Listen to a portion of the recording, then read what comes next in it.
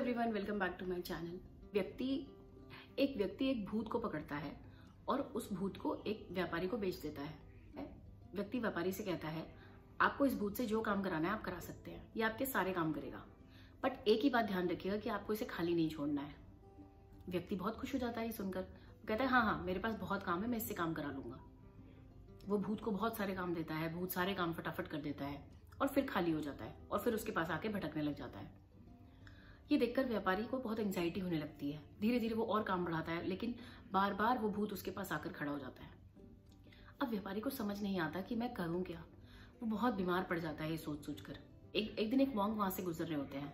व्यापारी उनसे पूछते हैं कि माँ जी, मुझे कोई सोल्यूशन बताइए, मैं इस भूत के साथ डील ही नहीं कर पा रहा हूँ।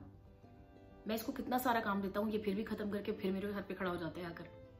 मॉन्क मुस्कुराकर कहते हैं कि इसका तो बहुत आसान सा उपाय है। व्यापारी पूछते हैं क्या है उपाय। मॉन्क कहते हैं, तुम इनसे सारा काम कराओ और जैसे ये खाली हो जाए तो इसे साइड में जो बैम्बू का पेड़ है उसके ऊपर चढ़ने उतरने को बोलो और बोलो कि काउंट करे कितनी बार चढ़ा कितनी बार उतरा। व्यापारी बहुत धन्यवाद देता है मॉन्क का और ऐसा ही करता है। अब जब भी भूत काम करके लौटता तो भूत को वो बैम्बू पर भेज देता कि जाओ ऊपर चढ़ो नीचे उतरो और काउंट करो। व्यापारी सुख से रहने लगा। ये कहानी सिंबॉलिज्म है उन चीजों का जिनसे हम डेली डील करते हैं। भूत है हमारा दिमाग, व्यापारी है हम, और वो जो बैम्बू का पेड़ है वो है हमारी ब्रेथ। वो ऐसे कि दिमाग जब काम करता है तो वो उसमें बिजी रहता है। जैसे ही वो खाली हो जाता है तो वो आपके ऊपर बहुत सारा प्रेशर लेकर आता है, बहुत सारी पास्ट की चीजें लेकर आता है, बहुत सारे क्वेश्चंस लेकर आता है जिनके आंसर्स आपके पास नहीं है और आप घबरा जाते हैं। आप फिर से दिमाग को काम पर लगाते हैं, फिर वो बिजी रहता है, लेकिन जैसे ही खाली होता है वो फिर आपके पास आ जाता है सवाल पूछने।